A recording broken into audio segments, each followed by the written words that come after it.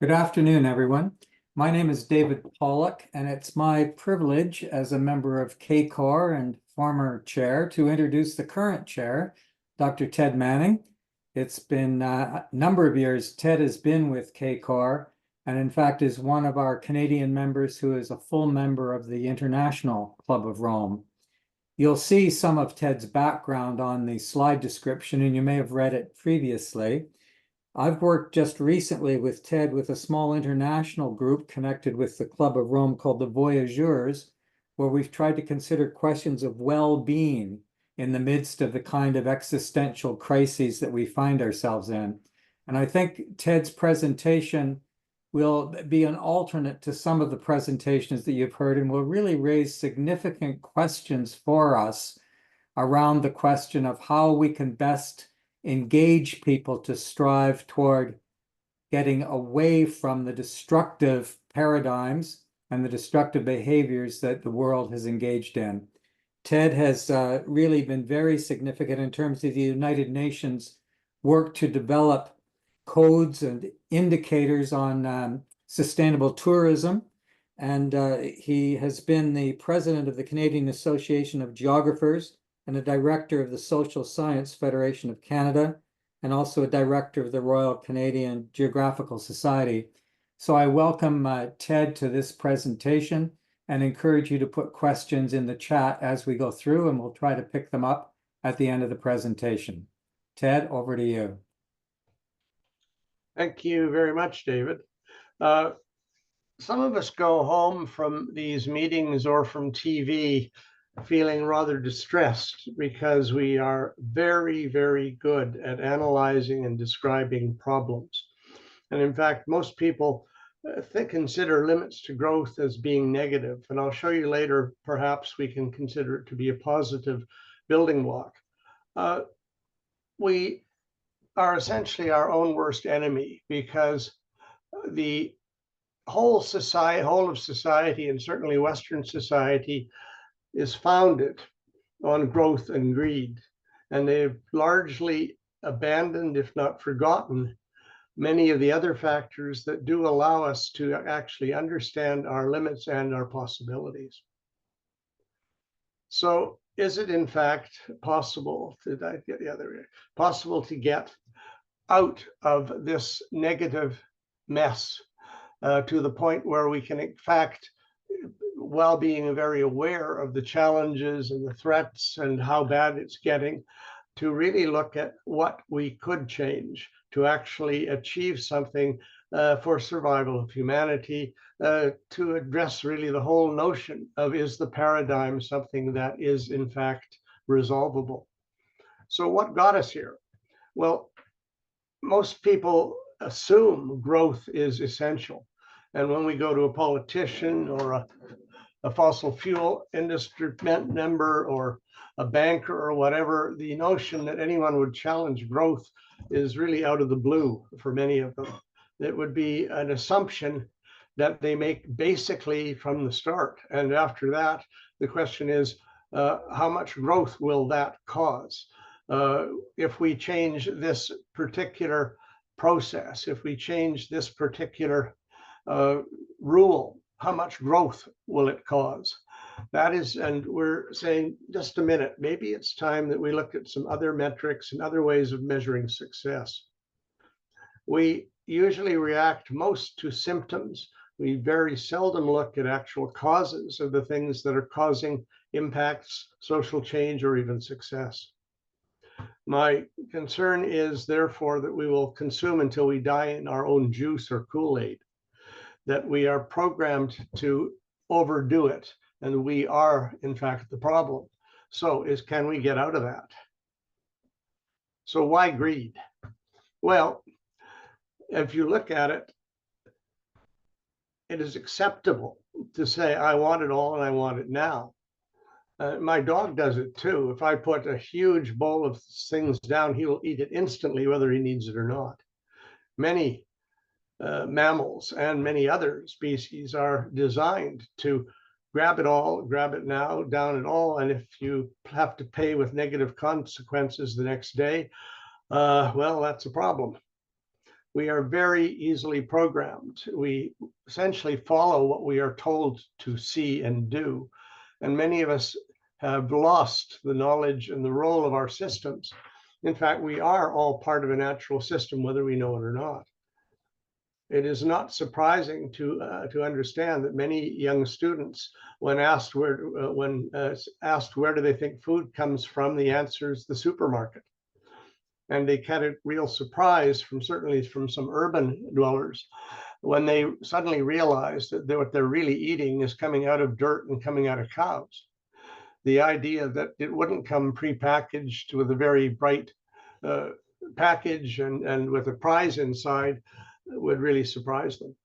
So humanity and Canadians are just like everybody else, more so than most, because we have the economic wherewithal to do that, is to separate ourselves from the implications and dependencies on nature.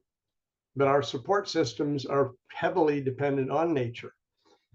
Humans define and choose their own value only based on what they see and perceive. And if all they see and perceive is being programmed, and when they are really captives of their own silos, it can be very difficult to get them to change their attitudes and certainly their behaviors. But only success stories succeed. Every community now on the planet has been a successful survivor. But then again, as you can see from the even evidence, everywhere there are many others that have not succeeded. So then where are we going? We have a lot of tools now that allow us to see exactly what's going wrong. Going wrong is pretty easy to see. You watch the car crash out the window. Looking at long-term good is much more difficult to view, to see, and to comprehend. We very seldom talk holistically about positive solutions where an enhanced future and a global well-being, or at least for many of the inhabitants of the planet, is in fact feasible.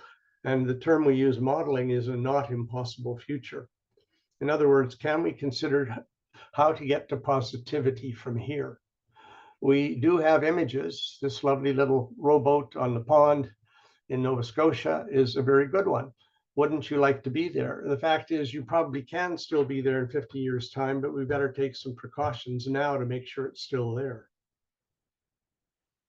Adaptation is becoming increasingly critical, mainly because the mitigation is not being done and not being done properly. And so we began a few years ago in CACOR in developing a bit of a guidebook to get people to understand that adaptation, if all else fails, adaptation might allow us to do better than we would otherwise. The notion was we don't have to solve the whole planetary problem right now. We don't only have until 2030, but we have to at least be prepared to adapt to the changes that we believe are likely to happen. And definitely the ones you see in this picture, all in Canada, on the guidebook, on the Plan to Survive that we put out, they were a few years ago. It's probably going to get worse, but we can in fact adapt to survive and to take into account what we have to do to make sure that we do. The notion is that people can in fact cause change to happen. Oh, just a minute. Somebody's got to uncall this thing right now. Somebody's calling me. We prefer to assume some sort of agency that people can actually do. Don't just sit and watch it. See what you can do to actually try and fix it. So in that sense, every little adaptation is in fact an adaptation to reality. Whereas the planning we do, the modeling we do, can perhaps help us do pre-adaptation to try and cause the acceptable circumstances for our survival to exist. So the notion is that we can move the global ideals away from growth and greed and replace them with concepts of sustainability, community, ecological well-being. As David Corton says, you can't eat money, and that's what set us off a few years ago on this. The notion is, how then can we live with and in harmony with the planet that we inhabit? what is it we really have to change? Because the more we look at it, the more we're living in an unreality. And as Thomas Kuhn says, paradigm shifts happen by trickles and questioning and then in a flood of changes. And therefore, we've got to challenge the assumptions that people are always making. When a politician stands up and says, we must have growth, you might want to ask why, and what kind of growth, and where. There is also the notion that Donella Meadows came up with. The idea is that do not stay within a paradigm, stay flexible, do not believe anything you cannot question and test. And certainly talk to other people and other cultures and ask what their assumptions are and what their values are. The notion that we have come up with in dealing in the Voyageurs group is to say we've got to begin examining all of the assumptions that lead to negative or degrading consequences and challenge them. We also have to identify regenerative action, because a lot of work done by a lot of people who, even some in CORE and in CACOR, show that it is possible to regenerate the stuff that we've wrecked, as well as probably trying to stop wrecking the stuff that we are. The notion is, can we scale it? Can we get people together to work on those things which do work, with the notion that each is a building block of some kind towards a more sustainable and more acceptable future?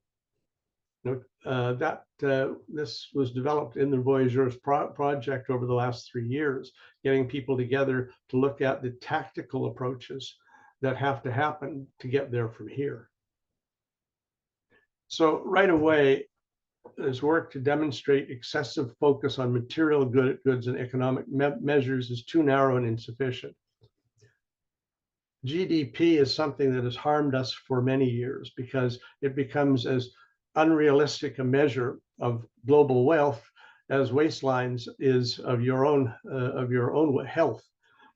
You've got to measure more than one thing. You've got to measure a range of things that relate well to the actual future. Also, we came to the conclusion that without a positive vision, nobody is going to be really going to want to buy in. Will I eat less? Well, why would I do that? Or will I consume less fossil fuels? Well, why would I do that?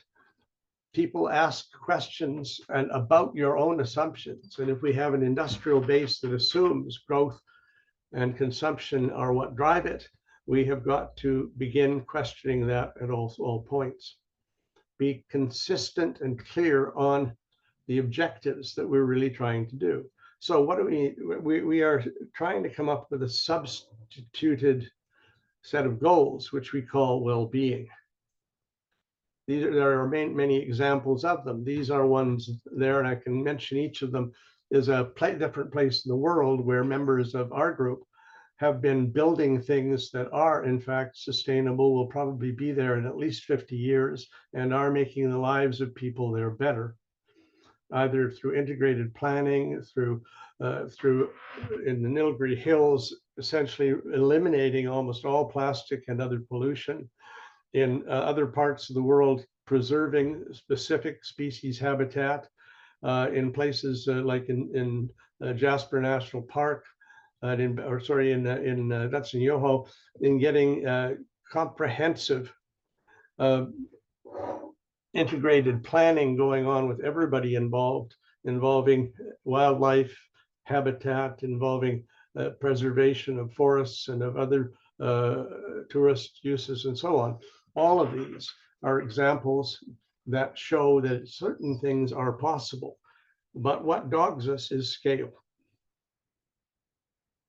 Point is that when you're looking at the values that people want to be sustained, they are not just economic.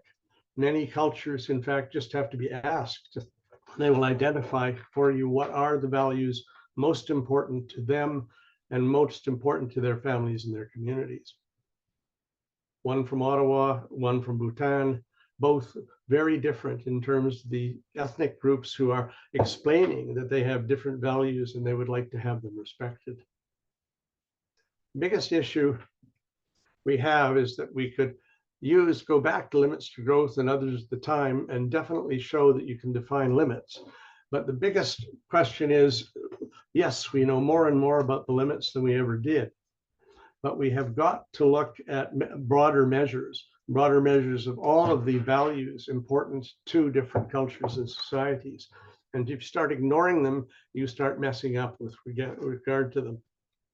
The biggest issue is to resolve conflicts between, like we have right now in Alberta, between what people define as jobs and oil. The point is they are false dichotomies. Science is showing us that there are win-win solutions, but we have a real challenge in Canada and elsewhere to find means to resolve the conflicts between the inevitable ones that happen between all these different values. Because here's just a short list of the values that we pulled together. Mainly I did when I was doing work around the world on integrated planning of coastal zones and World Heritage sites and of small communities. And every one of these came up, and they're not ranked, they are just there. But they are the ones that came up from about 80 different cultures and communities that we talked to. And we looked at what was important to them, what they wanted done. And of course, right away, you don't find GNP there. And in fact, you really have to look a ways down to find the notion of ownership, of essentially. All of these other things are in fact related. And what we have to realize is that economics is not a solution, it is a measure. It is essentially a way to compare value in certain ways.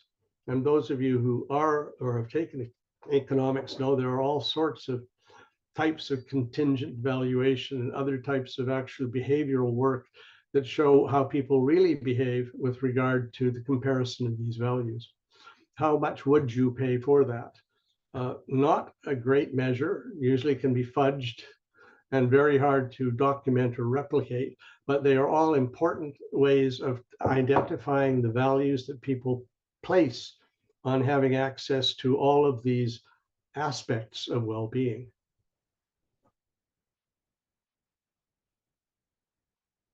So when we start looking again at it, we'll say, well, what do we do when we try and look at holistic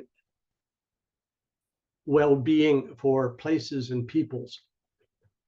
And a lot of that starts with looking very carefully at the interdependencies between the characteristics of the ecology, the limits and opportunities, the limits to growth, if you like, and what people are actually trying to do with them. In many agricultural communities like this in the Okanagan, the limits are very obvious.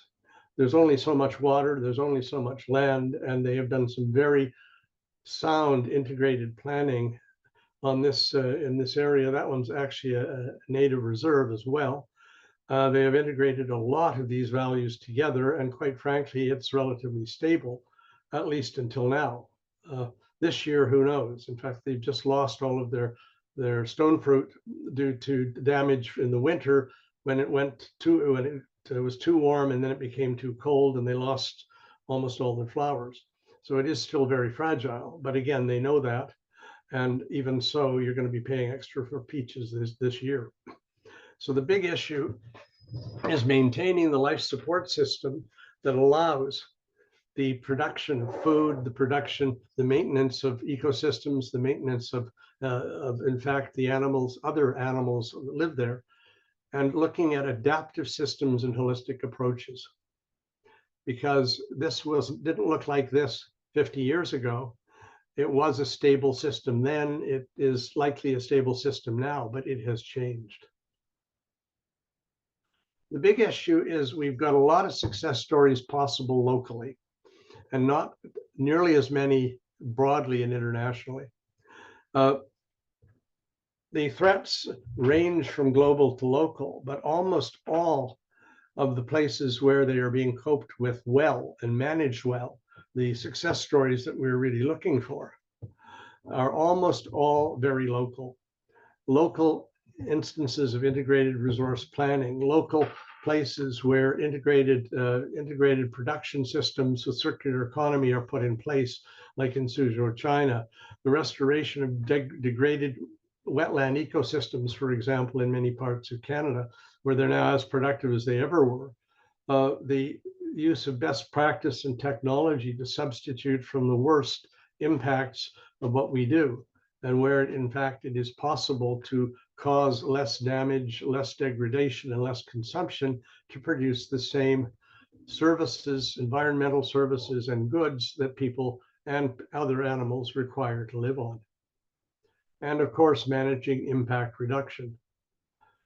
The main things that I think are most important in what we've been able to do in this area is the development of integrated assessment procedures like EIA and SIA to actually bring into most jurisdictions, certainly in Canada, environmental and social impact assessment procedures. And it's pretty well essential, and it certainly makes planning more difficult, but it is certainly essential as a vehicle to get everybody's values on the same piece of paper before the decision is made. And these are very successful. It was actually possible to bring social impact assessment and environmental impact assessment into China when I was there a few years ago, because they were convinced that if they wished to maintain control, it wouldn't hurt to ask first before dictating what people were in fact instructed to do, because they had made some rather difficult errors previously. And in fact, Canada was recruited to go over and bring our SIA and EIA systems to the state planning department just to help them understand that. Because like anyone, they didn't like making big mistakes, and certainly not making them in public. So the big thing is, I think, from if we can convince people to actually stop the worst things that are degrading the environment, it's going to be easier than talk these very broader changes and effects, even though we have better data all the time of the global and collective impacts of all these things. Fossil fuel burning should be a primary target. Wasteful extraction of resources, creating messes, ruining the communities around them, same thing. Waste, liquids and solids, that's actually not being too badly managed in many countries. Plastics and forever chemicals, they are now definitely on the map. And the other ones that we really need to be looking at carefully are destruction of forests, of animal habitats, contamination of water courses. We're coming down really to overconsumption of almost all of them, and getting out to the point where we are definitely exceeding our footprint from almost every dimension. The point is that damages and solutions usually occur only in one place at a time, but often they come from elsewhere as well. This is forest fires in Alberta coming and making it unbreathable in Ottawa. Of course, everything is interconnected. And therefore, one of the interesting things that the Club of Rome and others got involved in as early as about Stockholm was setting up the means by which these kind of relationships can be modeled spatially and across many sectors. There's some very good work available through IASA, and also some excellent stuff out of the University of Guelph, which were the first really effective spatial modeling for major environmental effects, as an example. So can change happen? Well, it has in the past, and it's been messy. And I'll give a few examples just to give you the thinking that has to happen on this. Why did slavery go away? Well, it was deemed over many years to be unacceptable, to the point where governments didn't move on it that well, but the people did. And there were certain leaders who could make that happen. And the same thing happened in apartheid, although the global weight was brought on one government by many others. Segregation, same thing in the States. Some of my friends went on buses from UBC all the way to Louisiana to go out and help unsegregate bus stations and restaurants. In other words, it is possible for a global movement to become big. They don't all do that. And I think there's some very interesting studies. It would take too long to look at all of the factors in them, but I'll identify a couple. Water pollution, very important. Why? Because you could see it. Because you often had to drink it. In my case, when I went down in Vancouver to the beaches were closed because there was so much contamination in it. They had to close them. In fact, that's where Greenpeace started, on those beaches, fighting that stuff. Garbage reduction, you can see it in our country. Others have been conditioned not to see it. In certain places in Africa and Southeast Asia, you'll be walking over garbage and people don't even notice it. So a lot of it is perception and understanding. But we now have garbage reduction in almost all places, and certainly in North America. Park planning is a very good success story because people were made to understand that you could set aside ecosystems for other reasons than just to make money. And other values came in. And the common elements of these successful changes were that people bought in, and then the governments followed. They may have had a very good leader to help, but mainly until the population visibly changed their attitudes and began demanding solutions, it generally did not happen.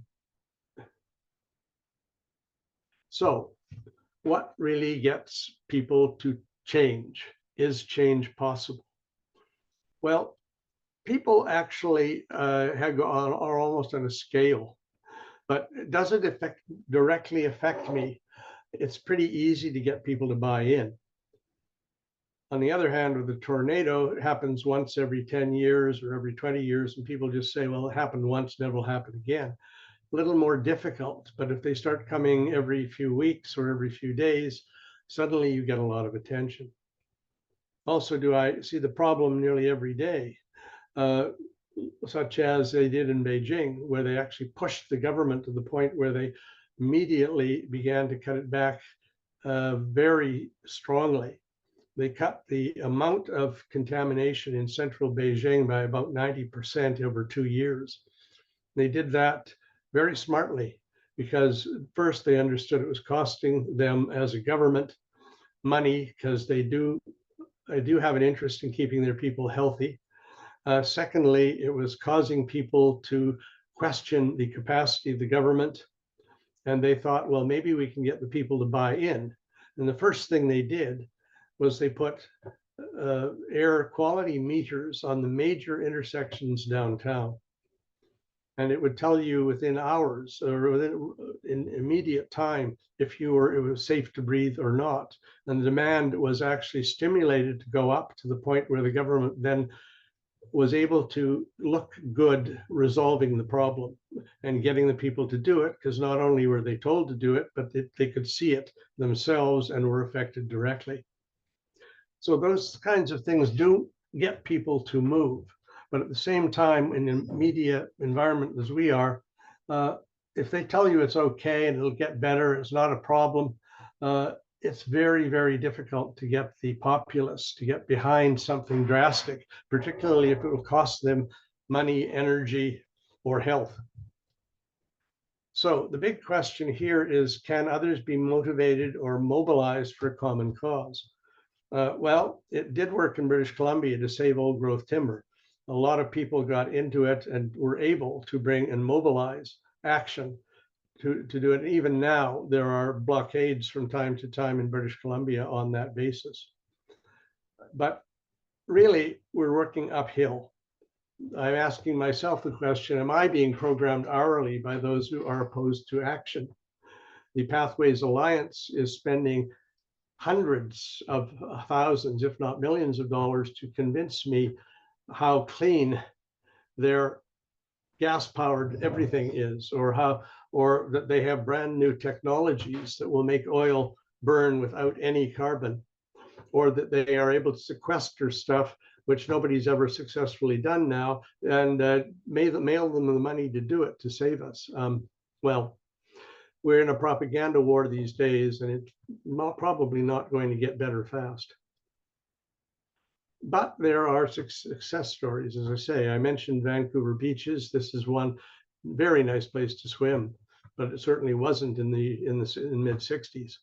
And when Greenpeace started, it was about half a mile farther to the left. And this thing where they were standing out there, jumping up and down on the ground, and waving flags and yelling and screaming. And I was with them at the time, actually, not to very much effect, but they did get themselves organized and have been a reasonable force in getting people to clean up, certainly watercourses and beaches. Beijing, I mentioned. The other thing is that cigarettes are no longer ubiquitous, and people like Ed Napke did an awful lot of work to convince people that they were harming themselves. And sometimes if you are able to make it personal and visible and put stuff out very visibly for people, they can be caused to react. But you have to select your causes very carefully. That's why I'm beginning to realize that local works, and it is very much more difficult to move it up the chain. And really, in the past, you didn't get as much level spending on disinformation and conspiracy theories as you do now, although it was the whole playbook for doing that was largely established by the cigarette industry, and it has come over to other public safety and public health and fossil fuel issues. So the real question is, we have to identify the values associated with the environment and with society that are really not necessarily always understood. Many years ago, I participated in producing a book called Wetlands Are Not Wastelands. And we did, using the work of Rudolf de Groot and others on environmental functions, we got major changes to the wetland legislation across Canada, because we actually were able to show values associated with what was at the time considered to be only wastelands and nobody really interested in it. So we feel that was a success story, and it was used to preserve wetlands throughout Canada. In fact, it was eventually used to bring American money in through the Ducks Unlimited to pay for us to maintain the wetlands for the production of ducks so that they could shoot them. And one of my friends, Jim McQuaid, led that, and he actually talked Disney into lending them Donald Duck to be one of the spokes animals for the wetlands project. So to get near the end now, the idea of the desired outcomes for our future are improvement, or at least maintaining the quality of life we have in some places and try and bring others up to those levels.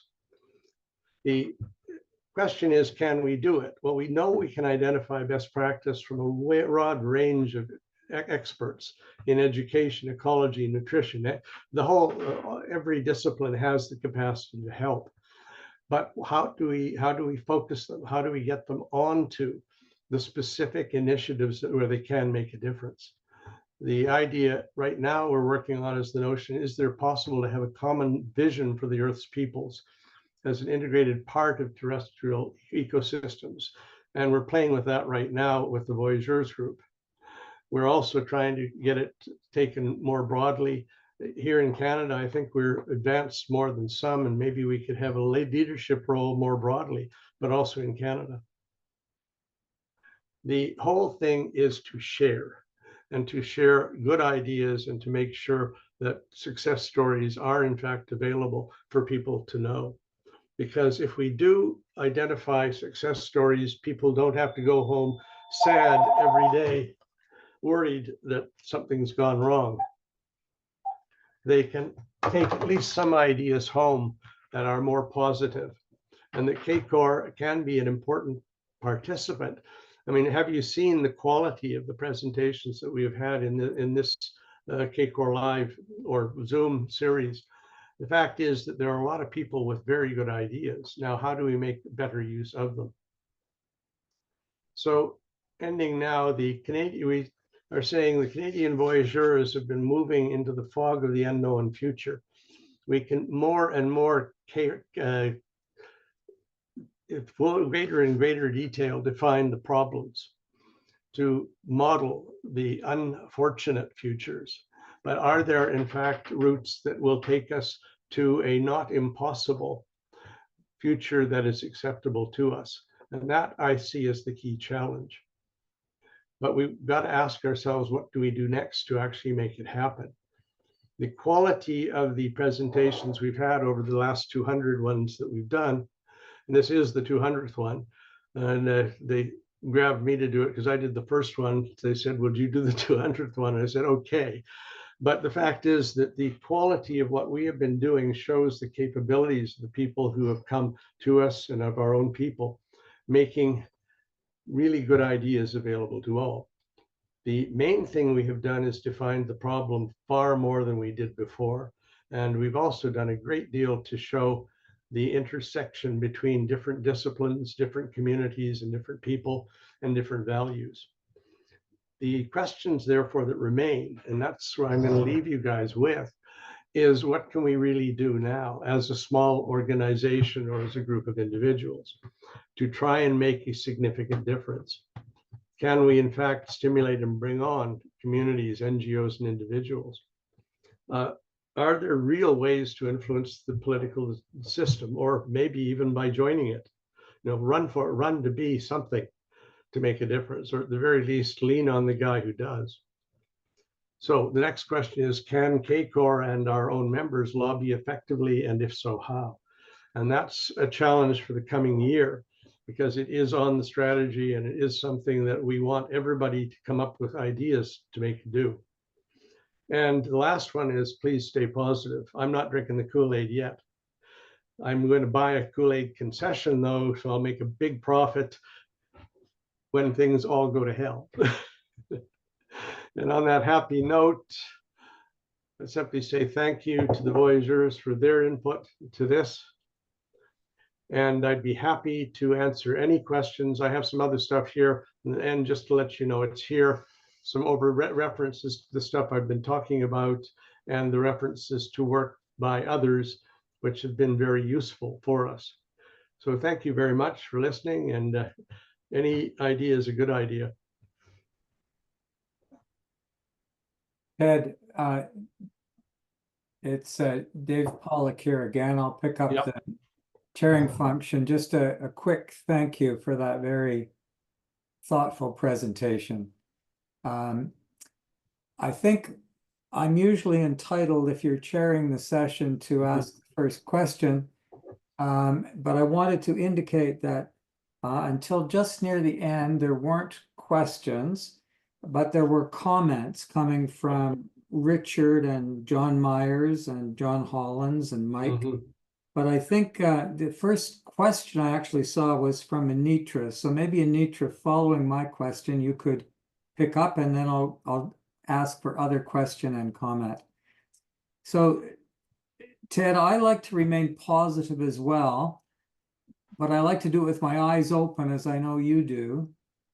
And the uneasy feeling I have is a sort of a schizophrenic blend of excitement of positive energy listening to your presentation, and then it's balanced by the kind of an anxiety, wondering whether you're painting a beautiful oil painting on the Titanic. And it's the question really of how important is it to you to assess some of these tipping points and the negative and the calls about overshoot and so on? Or do you think that we just know that we're in a very negative situation and that our energies need to move more toward the positive? Before you answer the question, it seems to me sometimes if you're fighting slavery, you may be out in the streets agitating to end slavery, but you have a tacit positive vision underneath that of human freedom and the longing for human freedom. And the same with apartheid. Yeah. And so if we had members of CACOR that want to say that the main focus has to be on not local, but national ending of fossil fuel production, because that's what's required. Well, underneath that, there's also a positive vision of saying that's going to have to be filled with renewables, which is a positive sort of side of it. So I'm not sure if I fashioned an articulate question, but could you comment on my quick reflections, and then we'll go to Anitra. Thanks, Well, Ted. you set us up perfectly on the strategy, because that's why those two items are right in the strategy. that that the whole idea and one of the major initiatives we've put forward was not just fight fossil fuels, but fossils to renewables. And a couple of our members doing it are, in fact, that's the next challenge for the board, is to figure out how to get that to happen. But yes, the main point is, if you've just heard 20 negative statements, somebody has to say, just a minute. Yes, you're all right. We're all going to hell in a handcart. Now let's see if we can steer the cart. But the answer is yes. I do this because if I was captured by negativity all the time, I would drink the Kool-Aid. There's not point doing anything else. But we do already know that we have a lot of our people. I see faces around the names around the thing. I know that all of you, or almost all of you, are actively out doing something. And it may be just dealing with trying to get people not to ruin your community in some particular way, or try to mobilize people to go electric themselves and so on.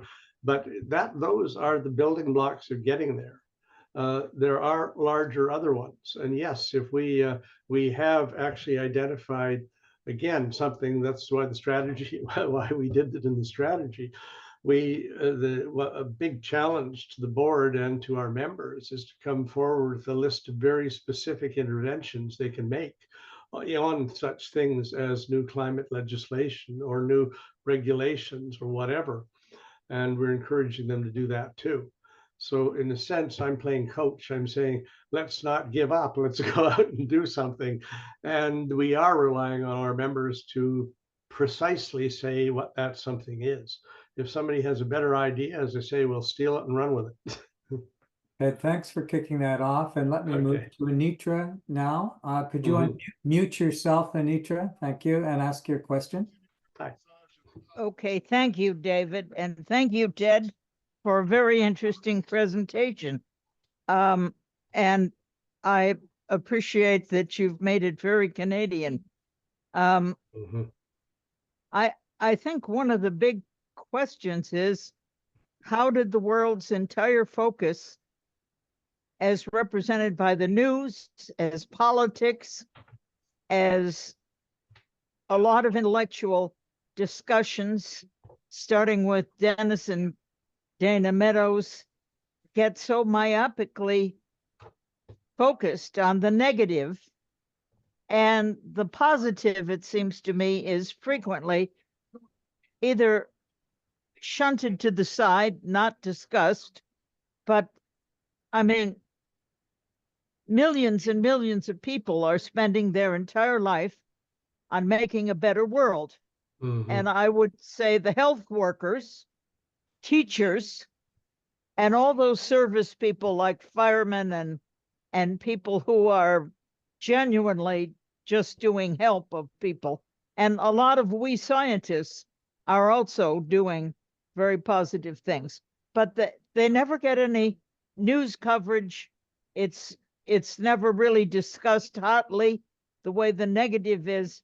It seems to me there's some kind of a human function, a human proclivity to make the most of the worst.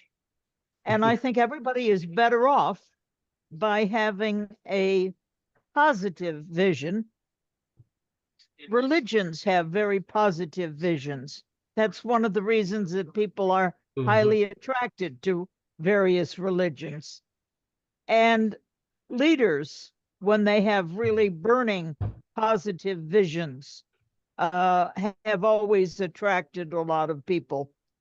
So there's some kind of a human proclivity toward the bad news, like we all stop when there's an automobile accident and we want to look at it, instead of think of all these wonderful things we could do this year or next year in our lives. And I think we in the Club of Rome need to concentrate on the positive we can do.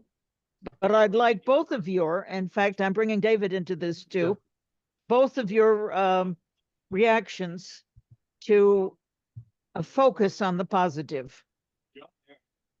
Yeah, I think that is really a challenge for us, because I feel that people in some ways have been programmed, but it wasn't a tough program, because as the point you made is, if you're just sitting on your lawn watching the cars go by, it's not news. But the day the school bus and the garbage truck hit at 60 miles an hour or 60 or 100 kilometers an hour, it's news, and everybody pays attention.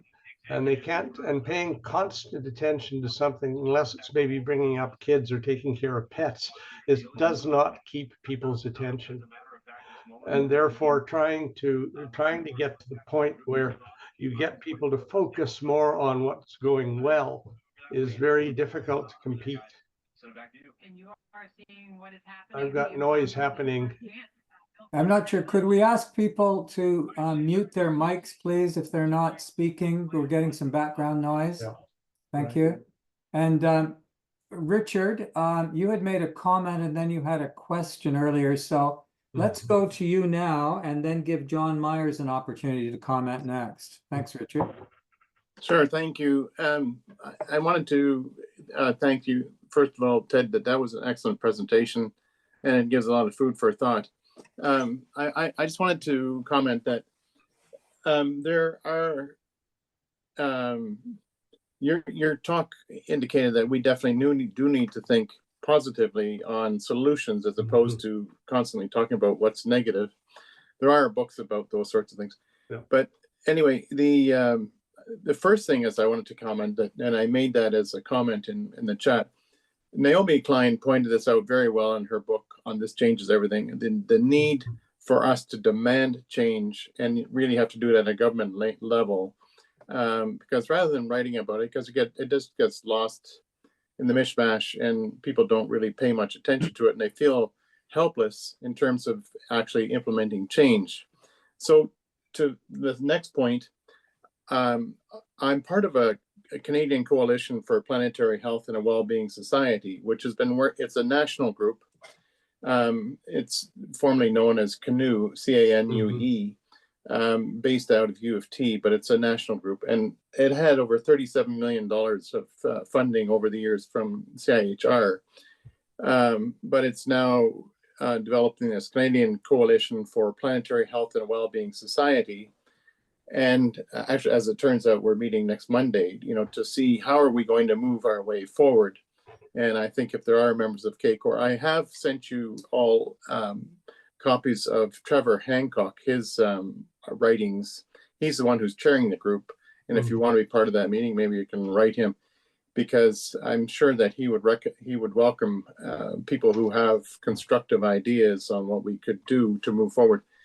I had actually, developed a whole Canadian environmental health information infrastructure, which was the idea was to collect information on environmental exposures to adverse health outcomes, and then take that and feed that to policymakers and say, look, these are the changes that happen as, just like smoking, and you can say this happens to the lung cancer rate. Well, likewise, we can show with that air quality level, or with this water level, or whatever, you can go on and talk about plastics and you name the toxin or the exposure, and then talk to on a science-based basis and feed that information to politicians. But before we go forward on this, there are 3 senators that I think are key that would be important to go and have a discussion with, and that is Senator Greenwood, Galvez, and Couture. Couture was the one who footed Bill S5 last year of the Canadian Environmental Protection Act, which hadn't been updated in over 20 years. And I met with him, and I've also had discussions with Galvez, who's actually, she's the one who's footing the bill for Canadian, the Canadian Aligned Finance Act, the CAFA, which you heard a talk on a few weeks ago from Green Palafi. Because if CAFA gets passed, it's going to force banks and large investment funds, pension plans to align. So the Canadian Aligned Finance Act, so that if it If that passes, then it will force those investments to be made with a view towards environment over and above profit. And I think that's part of our problem, is that everything is profit over and above the health, our health and so forth. So if we come forward with solutions, and that's why this group is working together, this planetary health, to try and come forward with, you know, look, we're going to try and collect the data for you to show these are the outcomes, this is how it can be changed, and feed that to the policymakers. Sorry if I went on rambling there, but that's what we're working on.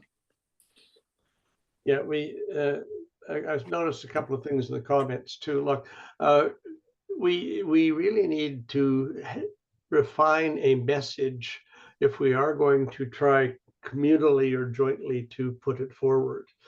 And just remember, there are competing ideas on just that. Gaia is not a bad idea for people who know it, and it's a concept and the idea of really why the planet even tolerates us, much less keeps us going. But it's a almost religious concept based on environmental ethics and environmental systems. And a lot of people have bought into that, and some even have altered their lifestyles to be compatible with it. Others, of course, are not.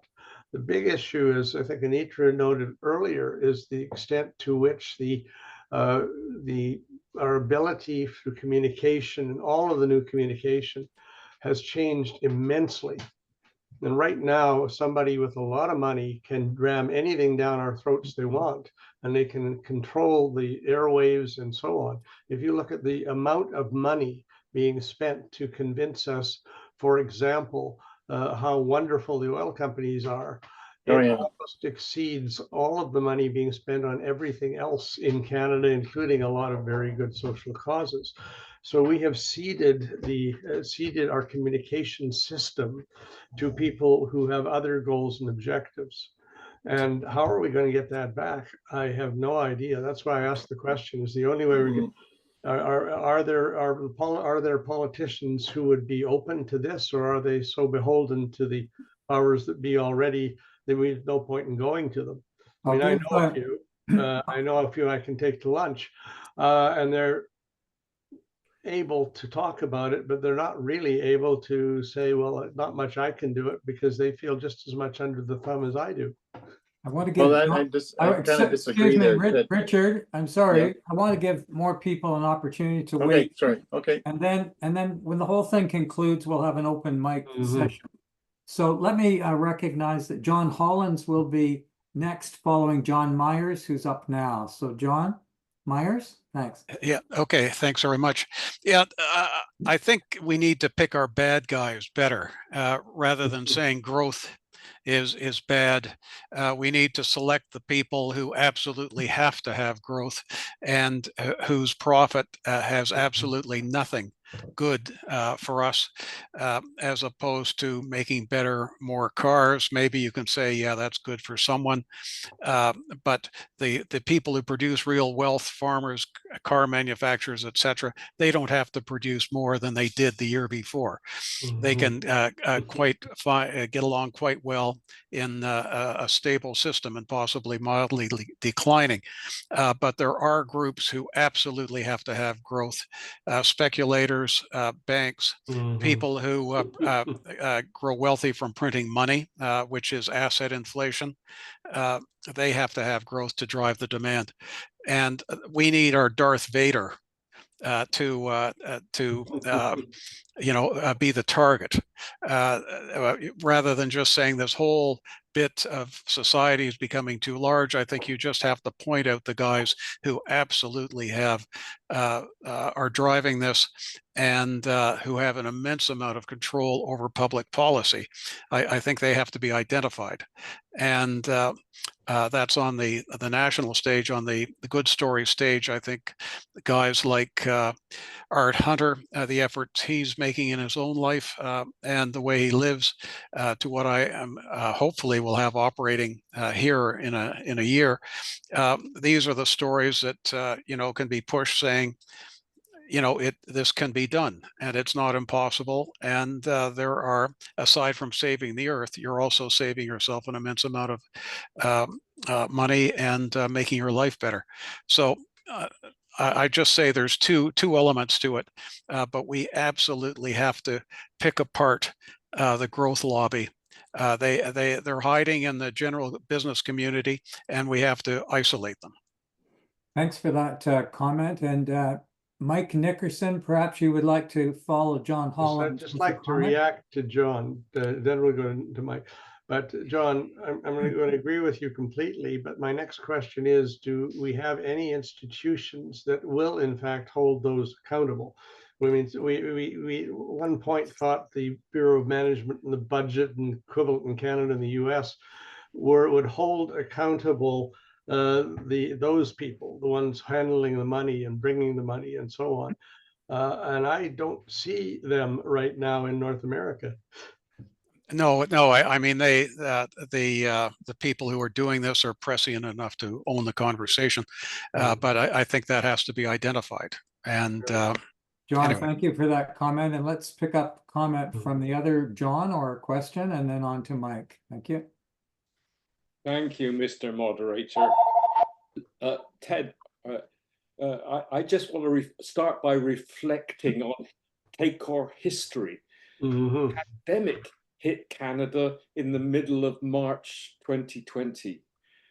By the early part of April, our friend, Dr. Hunter, had phoned 3 other people to ask us if we would care to give a talk on Zoom. Well, I didn't know what Zoom was when he asked that. I quickly found out. Ted was the first speaker in that series of 4. He presented a wonderful travelogue.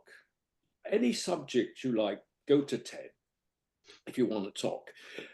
Today, he's given us a presentation of enormous substance and thought and reflection, drawing on I imagine in particular, his membership in the International Club of Rome. That's a real benefit for all the members of CACOR.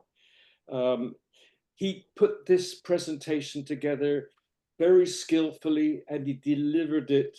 It couldn't have been delivered better in my view. So that's my laudatory remark for our current chairman.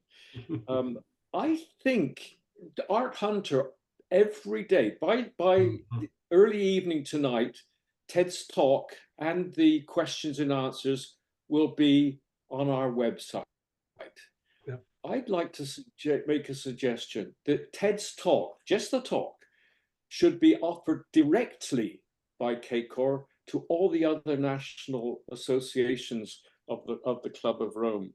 And Ted is absolutely right that we need clarity and to continue to be positive, but be realistic. And that's crucial for us with just 100 or so members. And so choosing, and we've been tending in our discussions over strategy recently to sort of try and put everything on the table.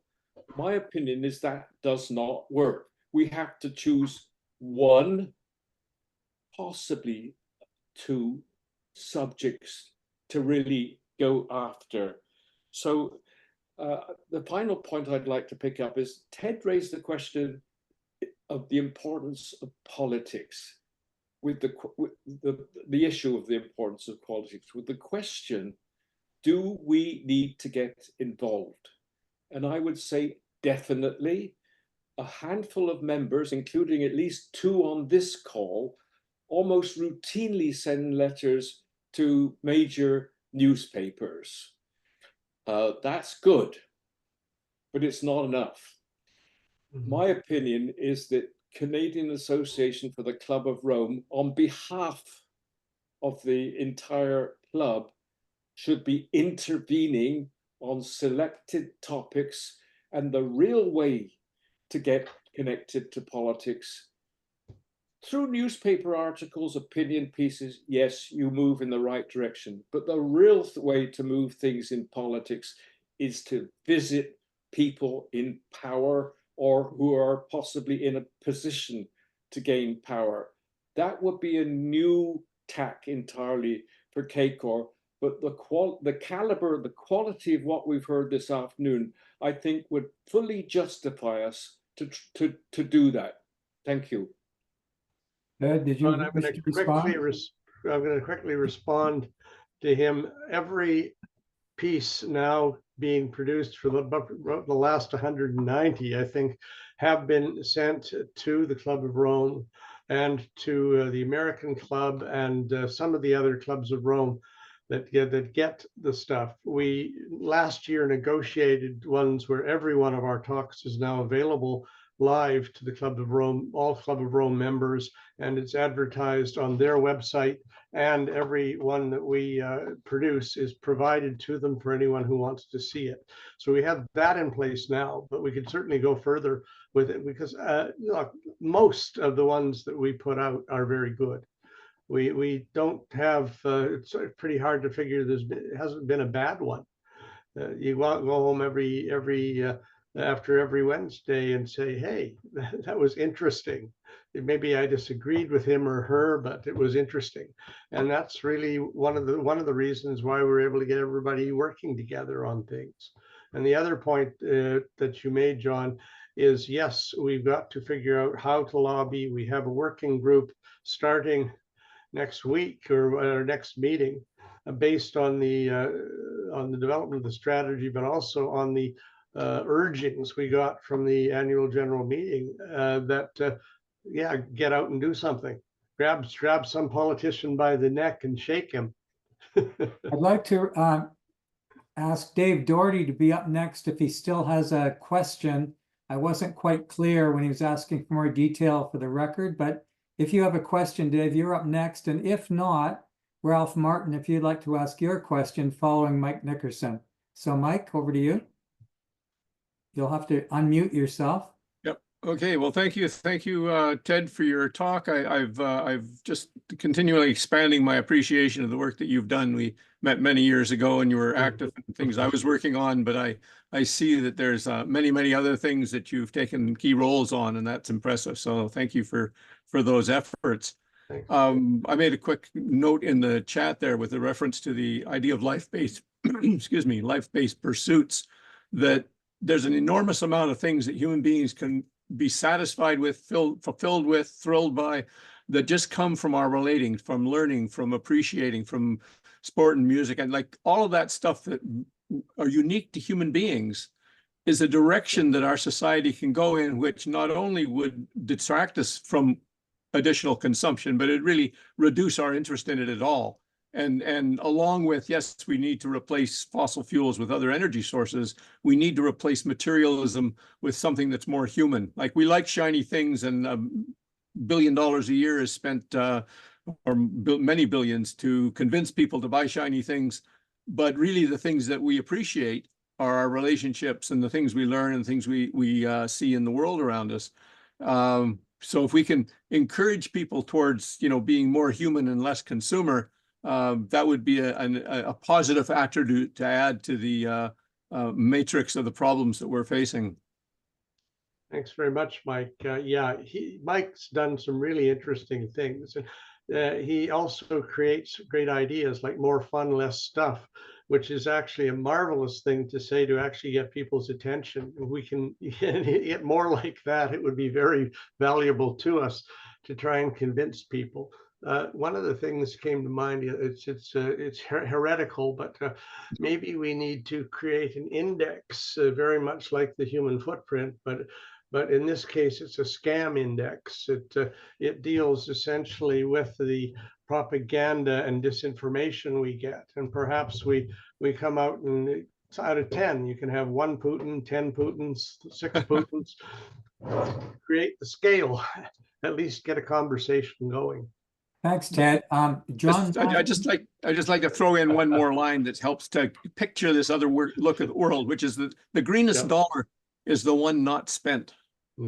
That's a good line. It concredicts the whole, it's all about money. No, it's not about money. It's what we don't do with money. John Maskell, if you would like to ask your question following Ralph Martin, we'll turn it over to Ralph Martin for a few minutes.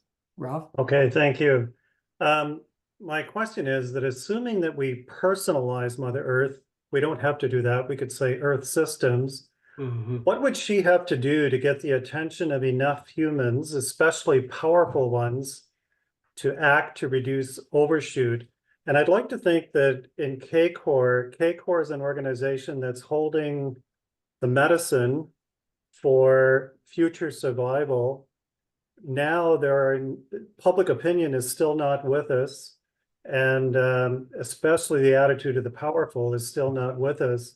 But what event or events might happen as a result of Earth systems reacting that would get the attention of people, and then how could we move with alacrity to provide the information that's needed at that time? Yeah, you want me, I should be heretical again, I guess. Zilla would take care of it. Eradicating a large city with a hurricane system, or maybe 2 or 3 at the same time, to get people's attention. I mean, actually, I'm not being totally facetious in this, but it will take a major event. Just remember, nobody paid a lot of attention to earthquakes until we had 3 or 4 in 1 year. The fact is, people, of course, would, well, there are actually some people who believe that God's revenge or Gaia's revenge or whatever is happening now. And that's why we are getting the tornadoes. And that's why we are getting bad floods in Newfoundland. And that's what, just one around the world. Yes, it is possible to personalize. Unfortunately, we are so eclectic and so spread across so many religions and ideas.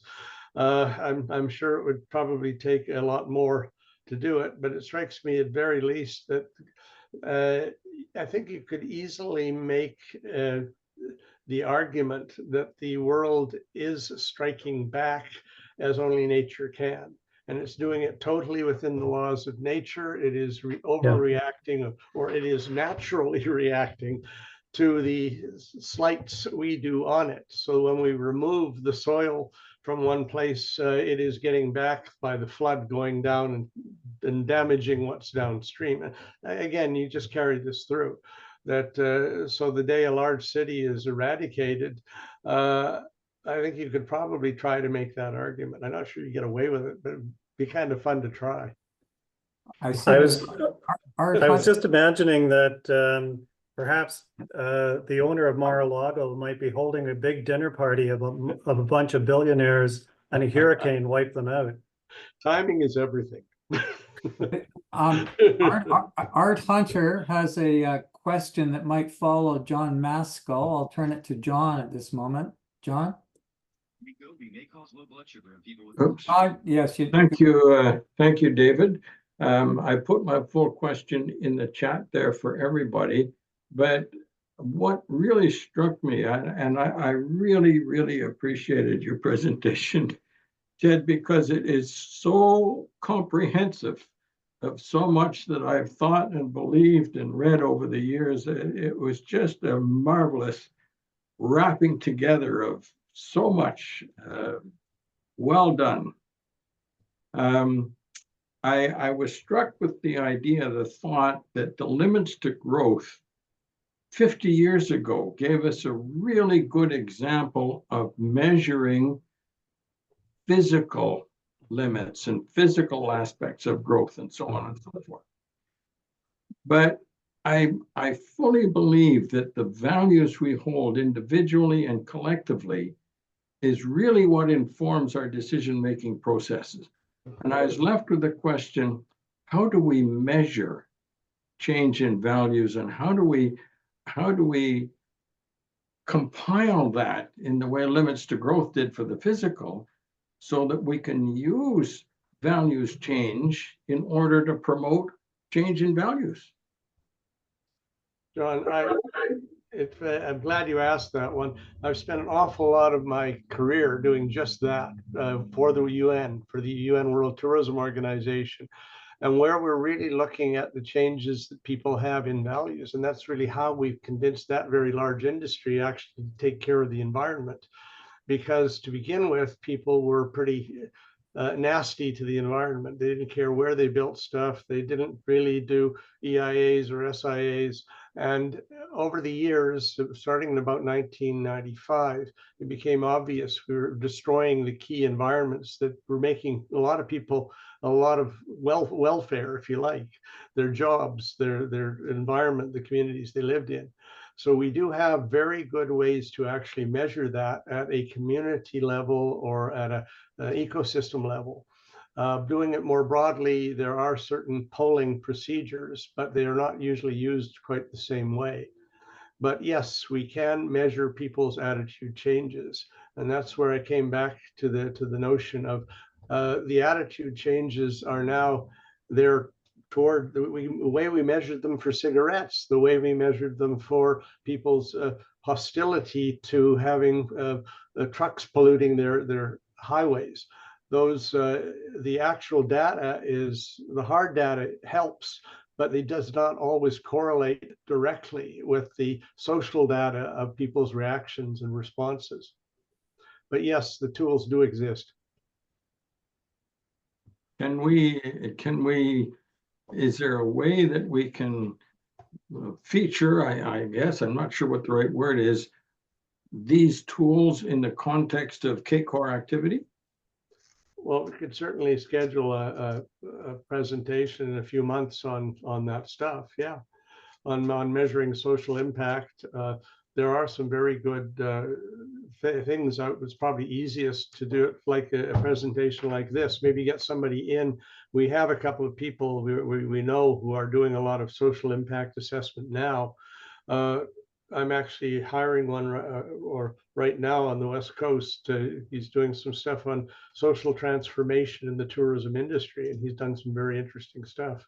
I may be writing another bloody book. I'm tired of writing books, but anyway. I think we'll move to our contour with the last question, and then Yeah. Ted, perhaps you could put up those slides that you wanted people to have access to who might be interested in further information. Okay. Art, please go ahead. Yeah, I guess I want to reflect what others have said as well, that your presentation certainly touched quite a number of my own buttons. And one of the things that